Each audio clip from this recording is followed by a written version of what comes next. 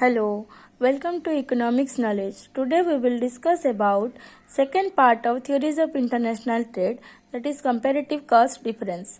Here, if one country is comparatively advantageous in two lines of production, then trade will occur between the two countries according to the comparative cost difference or comparative advantages.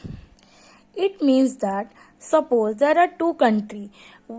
One country is efficient in the production of both the commodity. Still there is trade occur as per the comparative cost. If one country is comparatively advantageous in one commodity, that commodity export to another country and import the commodity which is comparatively costlier. It takes place according to the opportunity cost condition or comparative cost. Here, Ricardo assumed something, that is, there is a single factors of production, that is labor. These assumptions are similar with the absolute cost difference. Second assumption is there are two country and two commodity. Here we can also say that this model is also a 2 by 2 and 1 model, that is two commodities, two country and only one factors of production, that is labor. Value of the commodity is determined in labor cost. There is no transportation cost. Commodities are homogeneous. All laborers are homogeneous. Factors are mobile within the domestic trade, free trade, full employment, long run, and their perfect competition prevails in the market. Let's take an example. Here we can see that there is two countries, that is Portugal and England. Two commodities are wine and cloth, as similar to the example of absolute cost advantages.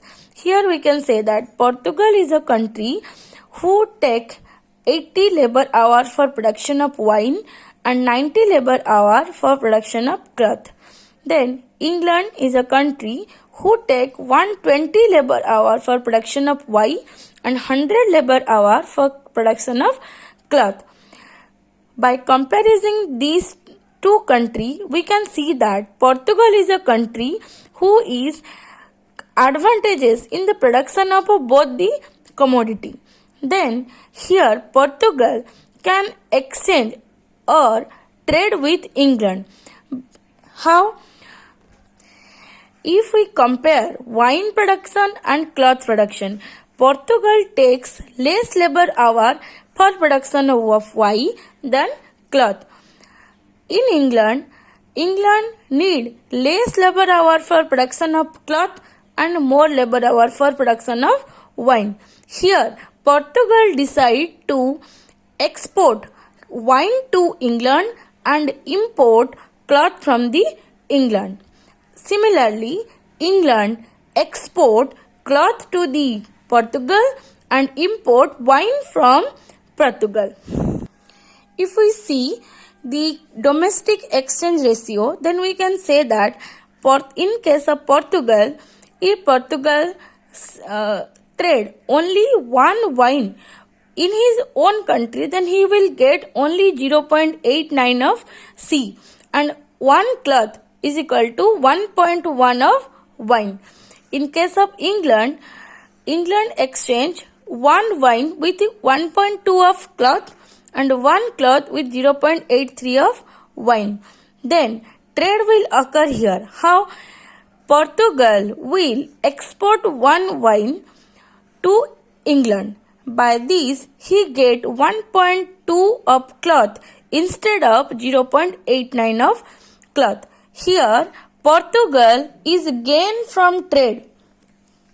And similarly, in case of England, if England exchange one cloth in his own country, then he get only 0.83 of wine. But if he export it to Portugal, then he can get 1.1 wine in exchange of one cloth. Then here both the country will be beneficial by participating in the trade. let's talk about the diagram.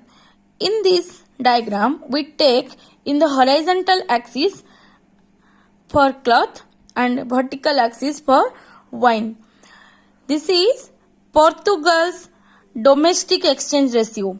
That is, with one exchange of one wine, he gets 0.89 of cloth in his domestic exchange ratio. But if he trade with international, if he take participate in the international trade, he get 1 cloth or 1.2 cloth from Portugal. 1.2 cloth from England. Similarly, this is in case of England. If England export 1 cloth in his own country, then he get only 0.83 of wine.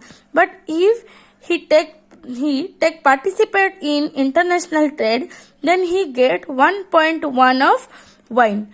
Then both the country can take participate in the trade or international trade participation.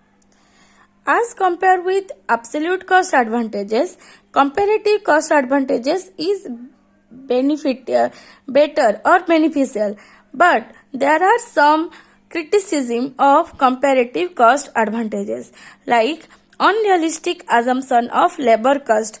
This means comparative cost only talks about labor cost and neglect all other costs which are included in the production process. Then second is state assumption of fixed proportion, unrealistic assumption of constant cost, ignore transportation cost. Two countries model are unrealistic because in both the country or there may be more than 2 country and more than 2 commodity can trade between the countries. Unrealistic assumption of free trade, one-sided theory, and this is a incomplete theory. Incomplete theory because of these criticisms. Thank you.